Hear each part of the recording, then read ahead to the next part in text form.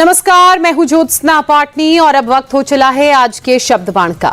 National Herald case में दाखिल chargesheet में राहुल और सोनिया गांधी के नाम आने के बाद देश भर में कांग्रेस का विरोध प्रदर्शन जारी है। दिल्ली में प्रदर्शन में शामिल सांसद इमरान प्रतापगढ़ी ने कहा कि बीजेपी कांग्रेस से घबरा गई है और ईडी का सहारा ले रही है। प्रताड़ना की राजनीति है। पहले 55 घंटे बुला के पूछताछ करना राहुल गांधी जी से, बीमारी की हालत में सोनिया गांधी जी को बुला के उनसे पूछताछ करना, और अब चार्जशीट के जरिए एक बार फिर से डराने की कोशिश है। विपक्ष डरेगा नहीं, कांग्रेस पार्टी डरेगी नहीं। गांधी परिवार जब अंग्रेजों से नहीं डरा तो इन नए अंग्रेजों से क्या डरेगा। तो गुजरात में कांग्रेस की सक्रियता, आने वाले बिहार का चुनाव, असम का चुनाव, 400 पार के नारे का 240 पे सिमट जाना, ये तमाम चीजें हैं। सिर्फ दो बैसाखियां हट जाएं, एक नीतीश जी की और एक चंद्रबाबू जी की, तो नरेंद्र मोदी जी की सत्ता नहीं रह जाएगी। इसलिए संविधान बचाने वाले सबसे बड़े नायक को डराने की कोशिश है। हम डरेंगे नहीं। मैं ये नहीं कहता कि मेरा सर न मिलेगा, लेकिन मेरी आंखों में तुझे डर न मिलेगा। नेशनल हेराल्ड और एजेएल केस को लेकर कांग्रेस नेता सचिन पायलट बीजेपी पर बरसे। पायलट ने कहा, बीजेपी विपक्ष की आवाज को दबाने की कोशिश कर रही है। राहुल और सोनिया गांधी को निशाना बनाया गया था।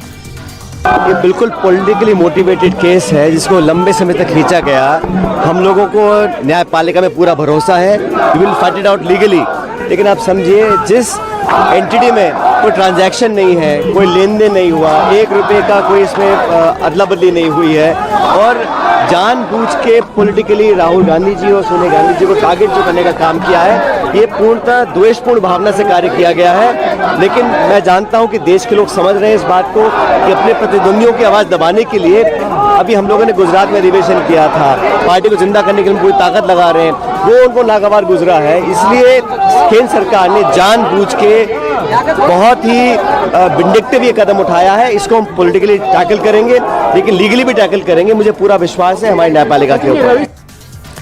वहीं दूसरी तरफ ईडी रॉबर्ट वाड्रा से लैंड डील केस में दूसरे दिन भी पूछताछ जारी रखे हुए है। ईडी की इस तरह की कार्रवाई पर वाड्रा ने कहा, समय समय की बात है, समय बदलेगा, उनको भी झेलना पड़ेगा।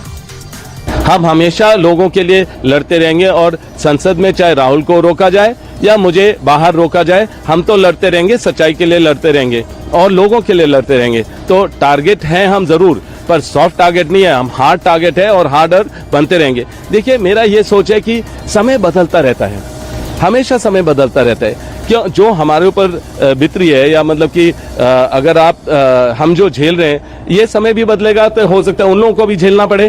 तो समय समय की बात है। नेशनल हेराल्ड केस पर समाजवादी पार्टी के अध्यक्ष अखिलेश यादव ने कहा, कांग्रेस ने ईडी गठित की, आज वो ईडी की वजह से तकलीफ में है। ईडी जैसी एजेंसियों को खत्म कर देना चाहिए। कांग्रेस ने ईडी बनाई थी और आज ईडी की वजह से ही उन्हें भी परेशानी का सामना करना पड़ा।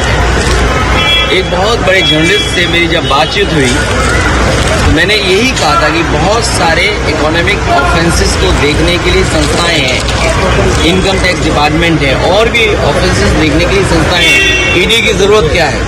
ईडी जैसे विभाग को समाप्त कर देना चाहिए।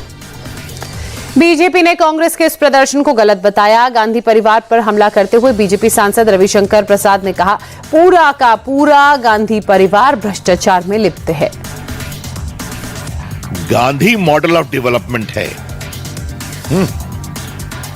इसलिए मैं इसको गांधी मॉडल ऑफ डेवलपमेंट कह रहा हूं। गांधी जी नहीं, Gandhi model of development. Be very clear about it. क्या सवाल पूछते हैं ये लोग, परिवार के लोग? भ्रष्टाचार का इनका पूरा आचरण, शेयर की हेराफेरी करो, संपत्ति बनाओ, और ये सारी संपत्ति सरकार के द्वारा दी हुई थी। तो फिर ये धरना, वेंडेटा, नरेंद्र मोदी जी की सरकार है, कानून को अपना काम करने देगी और कानून काम करेगा। कांग्रेस के प्रदर्शन पर यूपी के डिप्टी सीएम केशव प्रसाद मौर्य ने कहा, कांग्रेस पार्टी गांधी खानदान के गुलाम की तरह काम कर रही है। जांच कांग्रेस सरकार में ही शुरू हुई थी। कांग्रेस पार्टी गांधी खानदान के गुलाम की तरह काम कर रही है। जांच जब कांग्रेस की ही सरकार थी देश में, तब शुरू हुई थी, और जांच का निष्कर्ष ये निकला कि उसका इतना बड़ा घोटाला और उसके जो मुख्य शेयर होल्डर थे उसमें श्रीमती सोनिया गांधी, श्री राहुल गांधी और उनके जो कांग्रेस के कई वरिष्ठ नेता थे, अब जो तो उसमें अब रहे भी नहीं। और आज अगर ईडी कोई कार्रवाई कर रही है तो पूरा कांग्रेस कुनबा गांधी परिवार को बचाने के लिए ऐसे बयानबाजी कर रहा है जैसे वह देश के संविधान से ऊपर हो गए। वहीं दूसरी तरफ बंगाल में हिंसा के बीच ममता बनर्जी मुस्लिम धर्मगुरुओं और इमामों से मिलीं। कहा, मुर्शिदाबाद में सुनियोजित दंगा बीजेपी की साजिश, बीजेपी वालों को पावर चाहिए, बंगाल में वक्फ को तोड़ना चाहती है बीजेपी।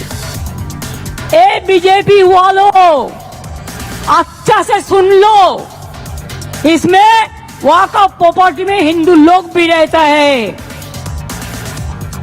आप चाहते हैं कि स्टेट वक्फ बोर्ड तोड़ जाए, उसका पावर आप लेने चाहते हैं। और कितना पावर चाहिए आपको? एंड मुर्शिदाबाद জেলা হলেও সিটটা কিন্তু মালদার মধ্যে পড়ে এবং it's a pre planned communal riots if I say so. BJP Bengal में वक्फ बिल के खिलाफ हिंसा में मारे गए लोगों की याद में बीजेपी शहीद दिवस मना रही है। बीजेपी नेता शुवेंदु अधिकारी ने ममता बनर्जी के इस्तीफे की मांग करते हुए कहा, हम डरपोक नहीं, हिंदू हैं, हम स्वामी विवेकानंद के हिंदू हैं। पूरा प्रदेश सड़क में है, हिंदू शहीद दिवस मना रहा है पश्चिम बंगाल बीजेपी की ओर से। ये पूरा रेस्पॉन्सिबिलिटी एक खून के लिए ममता बनर्जी है। Mamata should step down, she should go to jail.